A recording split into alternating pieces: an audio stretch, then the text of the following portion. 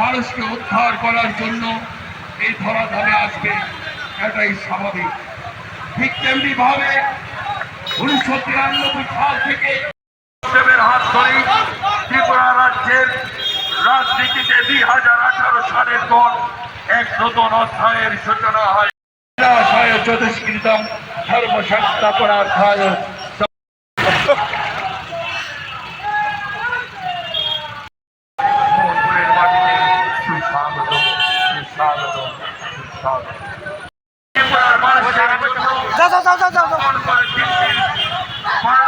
কথা বলার জন্য কাছের মানুষ, আমার ত্রিপুরা রাজ্যের মানুষকে নতুন করে স্বপ্ন দেখানো, হাজার হাজার যুব সমাজের উপস্থিতি, হাজার হাজার মা বোনের উপস্থিতি, এখান থেকে সেটাই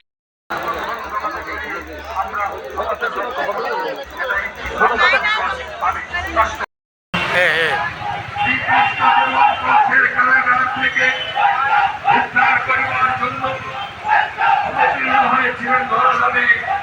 ঠিক তেমনি ভাবে 1993 সাল থেকে 2018 সাল পর্যন্ত এই রাজ্যের মানুষের আত্মবিশ্বাস জন্য ঠিক শ্রীকৃষ্ণের মতো আমার ত্রিপুরার মাটিতে পদার্পণ করেছেন আমার মুক্তির মহানায়ক।